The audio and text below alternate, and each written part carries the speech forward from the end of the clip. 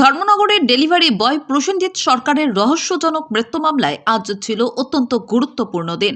দীর্ঘ প্রতীক্ষার পর আদালত আজ এই মামলার পরবর্তী পদক্ষেপ গ্রহণ করেছে।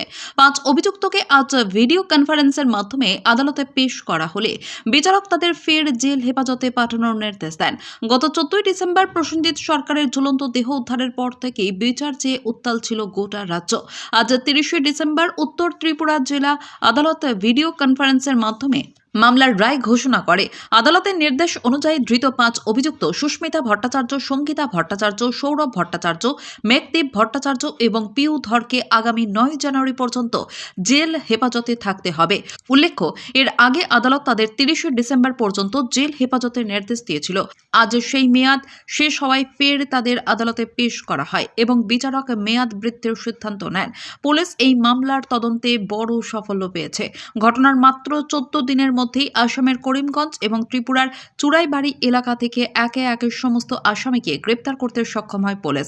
অভিযুক্তদের বিরুদ্ধে ভারতীয় ন্যায় সংহিতার 103(1) খুন, 329(4), 115(2) এবং 3(5) ধারায় মামলা রুজু করা হয়েছে। প্রসেনজিৎ সরকারকে মানসিক এবং শারীরিক হেনস্থা এবং খুনের অভিযোগে এই মামলাটি এখন রাজ্যের অন্যতম চর্চিত বিষয়। আগামী 9 জানুয়ারি আদালত এই বিষয়ে পরবর্তী কী পদক্ষেপ নেয় সেদিকেই তাকিয়ে রয়েছে গোটা ধর্মনগর তথা রাজ্যবাসী। সাংবাদিক ভাই, আপনাদের শুভেচ্ছা। ধর্মনগরের এক আলোড়ন সৃষ্টিকারী কেস, ডেলিভারি বয় প্রসেনজিৎ সরকার হত্যা মামলা। যে কেসটা রেজিস্ট্রি হয়েছিল under section 329 subsection 4, 115 subsection 2, 103 subsection 1 এবং 3 সাবসেকশন 5 অফ ভারতীয় ন্যায় সংহিতা 2023, যার কেস নাম্বার হলো ধর্মনগর PS 122 পাবলিক 2025। অপরাধটি সংগঠিত করেছিলেন যারা, ওনারা হলেন সঙ্গীতা ভট্টাচার্য, সুস্মিতা ভট্টাচার্য, সৌরভ ভট্টাচার্য, মেঘদীপ ভট্টাচার্য এবং Piudhar. Fact of the case, victim Prosenjit Sarkar Blue Dart courier সার্ভিসের ডেলিভারি বয়ের কাজ করত। বিগত 13/12/2025 ইংরেজি সন্ধ্যা অনুমান 6 ঘটিকায় একটা পার্সেল ডেলিভারি নিয়ে 21 পার্সনের সাথে তাদের ঝামেলা সমস্যা তৈরি হয়। 21 পার্সন প্রথমে মানসিকভাবে হেনস্থা করে, পরবর্তীতে তাকে কিলচড় যার জন্য সে মানসিকভাবে প্রচণ্ড আঘাতপ্রাপ্ত হয় এবং শারীরিকভাবেও। এবং এই মারধরের সমস্ত ঘটনা তাদের মোবাইল ফোনের মাধ্যমে রেকর্ডিং করে পরবর্তীতে সোশ্যাল মিডিয়ায় ভাইরাল করা হয়। পরবর্তী দিন অর্থাৎ 14/12/2025 ইংরেজি তার মৃতদেহ বাড়ির পাশেই একটি গাছের ঝুলন্ত অবস্থায় দেখতে পাওয়া যায়। এই কেসে আজকে অর্থাৎ 30/12/2025 ইংরেজি 5 জন আসামিকে বিশের মাধ্যমে প্রডিউস করা হয় আদালতে। তাদের পক্ষে আদালতে বেল পিটিশন সাবমিট করা হয়। আদালত বেল শুনানির পরে তাদের বেল পিটিশন রিজেক্ট করেন। তাদেরকে 9/1/2026 পর্যন্ত জেল কাস্টাডিতে পাঠানো হয় এবং 1 থেকে 3 তারিখ পর্যন্ত পুলিশ অর্থাৎ I of the case jail কাস্টাডিতে গিয়ে তাদেরকে ইন্টারোগেশন করতে পারবেন। যে মামলাটি করেছিলেন অর্পিতা নেপাল। আমরা জানতে বললাম যে আজকে এই মামলাটা প্রসেনজিৎ হত্যাকাণ্ড নিয়ে যে মামলাটা আজকে কোর্টে প্রডিউস করা হয়েছে, তো তাদের তো 30 তারিখ অবধি জেল কাস্টাডি ছিল, তো আজকে তাদেরকে বিসির মাধ্যমে ইয়ে করা হয়েছে। তো এখন মাননীয় আদালত তাদের বিরুদ্ধে কি রুলিং দিচ্ছেন এবং কত তারিখ অবধি, এবং এই মামলার সরকার পক্ষে কে কে ছিলেন এবং ডিফেন্সের উকিল কে কে ছিলেন? এই মামলা 21 পক্ষে যে বেল পিটিশন সাবমিট করেছিলেন ওনারা হলেন নিকিতা দেব, শুভম দে চৌধুরী, অনুরাংশু শর্মা। তাদের বেল পিটিশন আদালতে নাকচ করা হয়, অর্থাৎ বেল পিটিশন রিজেক্ট হয়। সরকার পক্ষে মামলাটি পরিচালনা করি আমি assistant public prosecutor Radhakanta Das এবং আমার সহযোগী হিসাবে ছিলেন বক্সি দেবদাস বক্সি। কেসে জানতে পারলাম আপনি হাইকোর্টের উকিল, আপনি কেসটা হাতে নিয়েছেন। তো আজকে দেখলাম এখানে কিছু শুনানি হয়েছে, তো কি বিষয়ে এখানে শুনানিগুলো হয়েছে? দেখুন, প্রসেনজিৎ সরকারের কেসে আমি তার ফ্যামিলির থেকে অনেক আগেই নথি পেয়েছি যে I have been appointed in this case, এবং আজকে আমি এই কেসে মাননীয় আদালতে এপিয়ার হয়েছি। এবং মাননীয় আদালতে এপিয়ার হওয়ার একটাই কারণ হচ্ছে যে ধর্মনগরবাসী নয়, সারা ত্রিপুরা রাজ্যের মানুষ ধর্মনগরবাসী এবং আপনারা যারা সোশ্যাল মিডিয়া রয়েছেন, আপনারা বিভিন্নভাবে সেই অন্যায়ের বিরুদ্ধে আপনারা একটা সিগমা আপনারা তৈরি করেছেন সারা রাজ্যের মধ্যে, এটা প্রশংসামূলক। তারই পরিপ্রেক্ষিতে আজকে আমি তার কেসে এপিয়ার হয়েছি। ওনারা আজকে নিচের কোর্টে বিল পিটিশন ফাইল করেছিল, কিন্তু that was rejected by the honourable court. কারণ সমস্ত মামলাতেই কিছু না গতি প্রকৃতি থাকেই, দ্যাট ওয়াজ রিজেক্টেড। কারণ কোর্টের অবজারভেশন হচ্ছে যে সাম ম্যাটেরিয়ালস আর ফাউন্ড দেয়ার, সুতরাং কোর্ট এটাকে রিজেক্ট করেছে। এবং তদন্তকারী অফিসার বাকি দুজন আসামিকে কিছুদিন আগে অ্যারেস্ট করেছিল, তাদের ক্ষেত্রে আবারও জেলে ইন্টারোগেশন করার জন্য প্রেয়ার করেছেন, কোর্ট এটাকে অ্যালাউ করেছেন। সুতরাং ওভারঅল যা পরিস্থিতি আছে এখন, যে মামলা সম্বন্ধে বোঝা যাচ্ছে যে মামলার গতি প্রকৃতি, ধর্মনগর পুলিশ প্রশাসনকে আমি ধন্যবাদ জানাই যে মামলাটা গতি প্রকৃতি সঠিকভাবে চলছে এবং it is a proper case. Prosenjit সরকারের জাস্টিস পাওয়ার ক্ষেত্রে আপনি ধরে নিতে পারেন যে দে আর অলরেডি স্যান্ড ইন জেল। সুতরাং আমরা যখন কোনো কথা বলি যে পুলিশের তথ্যের উপর বেস করে আমাদের কথা বলতে হয়, এবং ডিফেক্টিভ কমপ্লেন্টের হিসাবে I have a right to see the records which they have been placed before the court. এবং এইগুলি দেখে আমি যা বোঝার চেষ্টা করলাম যে অনেক ধরনের এভিডেন্স এই কেসের মধ্যে আসছে। এটা আমি প্রিন্ট মিডিয়ার সামনে I have no right to disclose about the short ইনভেস্টিগেশনের ব্যাপারে কিছু বলার আমার কিছু নেই, কিন্তু আমি আপনাকে বলতে পারছি যে এই ধরনের এভিডেন্স আসছে এই কেসের মধ্যে, তার থেকে বোঝা যাচ্ছে যে প্রসেনজিৎ সরকারের মৃত্যুটা স্বাভাবিক ছিল না।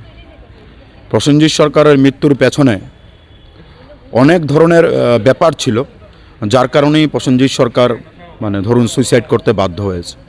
সুতরাং আপনারাও প্রস্তুত থাকবেন, বিভিন্ন সময় বিভিন্ন ধরনের আপডেট তো কেসে আসবেই।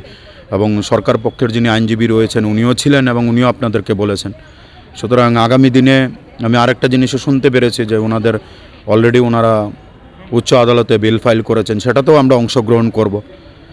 আমরা চেষ্টা করছি যে অন বিহাফ অফ আস, যেহেতু কমপ্লেনেন্ট আমাদেরকে অ্যাপয়েন্ট করেছে, আমরা যাতে আইনকে যেহেতু আমরা বিশ্বাস করি, সমাজকে যেহেতু আমরা বিশ্বাস করি, ডিফেন্সের কাজ ডিফেন্স করবে, প্রসিকিউশন কাজ প্রসিকিউশন করবে, এবং ডিফেক্টিভ কমপ্লেনেন্ট হিসাবে আমার কাজটা আমি করব। এবং আমি এই কথাটা আপনাকে বলতে পারি, যতদিন পর্যন্ত এই মামলাটাতে চলবে ততদিন পর্যন্ত আমি এই মামলাটাতে আমি থাকব। আমরা জানতে পারি স্যার, এই পুরো কেসটা আপনি উইদাউট ফিসে কাজ করছেন? হ্যাঁ, এটা সত্যি কথা। দেখুন, আমি এটা এখানে বলতেও চাই না, কারণ আজকাল দিনে বিভিন্ন মানুষের বিভিন্ন ধরনের দৃষ্টিভঙ্গি থাকে, কিন্তু আমি কি করতে চাইছি না করতে চাইছি সেটা হলো আমার সম্পূর্ণ ব্যক্তিগত বিষয়। কিন্তু এটা সত্যি কথা যে আমি কোনো ধরনের ফি তাদের কাছ থেকে নেব না, বা আমি নেওয়ার চেষ্টাও করিনি। আমি যখন প্রথম লাইভ দেখেছি ধর্মনগরে, আমি আকাশ রায়ের লাইভটা আমি দেখেছিলাম। আমি দেখার পরেই আমি নিজের তরফ থেকে এটাকে অ্যাপ্রোচ করেছি এবং আমি তাদের পারমিশন চেয়েছি ফ্যামিলি থেকে যে আমি করতে পারবো কিনা। যখন তারা ইন্টারেস্ট দেখিয়েছে তখন আমি আমার স্বার্থ ছেড়ে আমি এই মামলাতে এপিয়ার হয়েছি। আমি 14 বছর ওকালতি করেছি, আমার অনেক সিনিয়ররা আছে এবং আমি আশাবাদী যে এই বিষয়ে সবাই আমাকে সাহায্য করে। আজকে আমরা জানতে পারলাম তারা বেলের জন্য আপিল করেছে, তো তাদের কি বেলটা খারিজ হয়েছে নাকি? না, তারা নিচের কোর্টে বিল ফাইল করেছে, কিন্তু ভেরি সারপ্রাইজিংলি আপনি দেখুন তারা অলরেডি উপরের কোর্টে, আমি যতটুকু জানতে পেরেছি, I have heard that bill already fix আছে 3 তারিখে। তারপরও তারা আজকে নিচের কোর্টে বিল ফাইল করেছে। মাননীয় আদালত অবজারভেশন দিয়েছে, দ্যাট ইজ মাননীয় আদালতের অবজারভেশনটা নিজস্ব অবজারভেশন। সেই অবজারভেশনের উপর ভিত্তি করে কেসের গ্রেভিটি দেখে মাননীয় আদালত এটাকে রিজেক্ট করেছেন। সুতরাং গ্রেভিটি তো আছে এই কেসের মধ্যে। স্যার, আরেকটা বিষয় আমরা জানতে পারলাম, এই প্রসেনজিৎ জাস্টিসের ক্ষেত্রে যারা অঙ্গাঙ্গিভাবে জড়িত আছে জাস্টিস পাওয়ার ক্ষেত্রে, ওনাদের উপর কিছু ক্ষেত্রে থ্রেট আসছে, তো কী বলবেন এই বিষয়ে? দেখুন, এরকম যদি কোনো বিষয় আসে, এটা আমি জানি বিষয়টা, কিন্তু এটা আমি এখানে বলতে চাইছি না। তারপরও আমি বলছি, যদি প্রসেনজিতের ফ্যামিলি হোক আর প্রসেনজিতের ফ্যামিলির বাইরের কেউই হোক, মানে যারা প্রসেনজিতের জাস্টিসের জন্য লড়াই করছে, যদি তাদের উপরে কোনো ধরনের চাপ আসে তাহলে আমরা নিশ্চয়ই আইনগতভাবে আমরা স্টেপ নেব। আপনার সোশ্যাল মিডিয়া বলুন আর প্রসেনজিতের ফ্যামিলি বলুন, আপনারা সবাই জাস্টিসের জন্য কথা বলছেন। যদি আপনারা জাস্টিসের জন্য কথা বলছেন, you are also part of the family members of Prosenjit. আমি ধরে নেব সোশ্যাল মিডিয়া তো আর কাউকে মানে ধমক দিচ্ছে না বা থ্রেট দিচ্ছে না, সোশ্যাল মিডিয়া তাদের মতো করে প্রচারটা করছে। এবার এই প্রচারের মধ্যে যদি দেখা যাচ্ছে যে কারোর আর্থে ঘা লেগেছে, তাহলে আমি বলবো যে উনি তার জন্য সোশ্যাল মিডিয়ার প্ল্যাটফর্মটাকে ইউজ করে আমাদের সাংবাদিক বন্ধুরাই হোক আর প্রিন্ট মিডিয়ার বন্ধুদার হোক, তাদের গলাটাকে তো আর উনি বন্ধ করতে পারবে না। এবং এই বিষয় নিয়ে আপনি প্রসেনজিতের ফ্যামিলিকেও কোনোরকমভাবে ডাইরেক্টলি ওর ইনডাইরেক্টলিভাবেও আপনি থ্রেট দিতে পারবেন না। আপনি কে আমার জানার দরকার নেই। যখনই এই বিষয়টা আমার সামনে আসবে, I will take immediate action. সুতরাং আমি আপনাকে বলতে পারি, আমরা সবাই মিলে প্রসেনজিতের ফ্যামিলির জন্য এসেছি, সুতরাং আমরা একটা না একটা কিছু করব। তাদেরকে কতদিন অবধি জেল কাস্টাডি দেওয়া হয়েছে? তাদেরকে 9 তারিখ পর্যন্ত জেল কাস্টাডিতে পাঠানো হয়েছে। পাশে এটাও অর্ডার করা হয়েছে যে তাদেরকে জেলে ইন্টারোগেশন করা হবে, তথ্যটাকে আরও ভালোভাবে পরিষ্কার করার জন্য সব কিছু মিলিয়ে ক্লিয়ার করা হবে। আর আমি একটা কথা বারবারই বলছি যে আপনারা এই আঙ্গিনা থেকে সোশ্যাল মিডিয়া এবং প্রিন্ট মিডিয়ার বন্ধুরা যারা এটাকে গতি দিয়েছেন, আপনারা গতিটা চালিয়ে যাবেন, কারণ এখনও সমাজের মধ্যে ভালো অংশের মানুষ বেঁচে আছে। এবং এটা নো ডাউট, দেখুন আমি আসামিদের ব্যাপারেও বলছি না আর কোনো কিছু বলছি না, কিন্তু আমার ব্যক্তিগত opinion, this not will be happen in future. Sir, প্রসেনজিতের সাথে যে ঘটনাটা ঘটেছে এর আগেও আমরা জানতে পেরেছি আরও একটি ঘটনা সেম তারা তাদের সাথে করেছে, এটা কি আপনার জানা আছে? না, সেই রকম কোনো বিষয় না। দেখুন, এটা ইনভেস্টিগেশনের পার্ট, ইনভেস্টিগেশনের ভেতরে অনেক কিছু উঠে আসছে, এটা দিনে দিনে আপনারা পরিষ্কার হবেন। একটা জিনিস মানে একটা ব্যক্তি তো সুইসাইড করেছে, তো সুইসাইড যেহেতু করেছে, সুইসাইড করার পেছনে তো অনেক কারণ থাকতে পারে। আপনি এখন কী ধরনের অ্যাক্টিভিটিস তাদের ক্ষেত্রে পালন করেছেন, ভিকটিমের প্রতি কী ধরনের আচরণ করেছেন বা কীরকমভাবে থ্রেট দিয়েছেন, এটা পরবর্তী পর্যায়ে প্রমাণিত হবে। আমি মহামান্য আদালত যে বিষয়টা দিয়েছেন, আমি মহামান্য আদালতের কাছে নথি স্বীকার করি যে এটাই তাদের ক্ষেত্রে হওয়া উচিত ছিল, এবং ধর্মনগর পুলিশ প্রশাসনকে ধন্যবাদ জানাই যে সঠিক জিনিসটাকে উঠানোর ক্ষেত্রে ওনারা যেভাবে লেগেছেন, আমি ধন্যবাদ জানাই তাদেরকে। স্যার, আপনি বললেন যেমন 9 তারিখ ওদেরকে ডেট দেওয়া হয়েছে, 9 তারিখ কি ভার্চুয়াল হবে না ওদেরকে কোর্টে? না, দেখুন আইনের দুটা প্রভিশন আছে, ভার্চুয়ালি হবে, ভার্চুয়ালি করতে পারে, কিন্তু আপনারা আমি যা শুনেছি 3 তারিখে আরেকটা ম্যাটার আছে উচ্চ আদালতের ক্ষেত্রে, সেটা অবশ্যই আপনারা পেয়ে যাবেন। 3 তারিখ কী হবে না হবে সেটা তো আর আমরা বলতে পারবো না, কিন্তু we are also take part on this bail petition. আমরাও এটাতে হাজির থাকব এবং আমাদের কোনো বক্তব্য থাকলে আমরা পেশ করব। আর আমারও তো উপরে গুরুজনরা রয়েছে, আমারও অনেক সিনিয়ররা রয়েছে। আই থিঙ্ক দ্যাট কোনো একজন ভালো প্রতিষ্ঠিত এবং আইন বিষয় নিয়ে অভিজ্ঞ সিনিয়র এই কেসে এপিআর হবে, আপনারা সেটা দেখবেন। আমি একটা কথাই বলে যে আমি উইদাউট ফি ছাড়া এই কেসে এসেছি, আমার একটাই খালি ইন্টারেস্ট, যে ইন্টারেস্টটা এই জায়গাতে জাস্টিস ফর প্রসেনজিৎ। ওকে যত আমার তরফ থেকে যতটুকু করার আমার চেষ্টাটা আমাকে করতে হবে, otherwise I do not know anything. কে কী করছে না করছে সেটা দেখার আমার কোনো প্রশ্ন নেই। আমি বিং হিউম্যান বিং এই কেসে এসেছি, আমার তরফ থেকে যা কিছু করার আমি যতটুকু আইন জানি সেটা আমি করব। ধন্যবাদ স্যার। আপনার পরিচয়? আমি অ্যাডভোকেট দেবদাস বক্সি।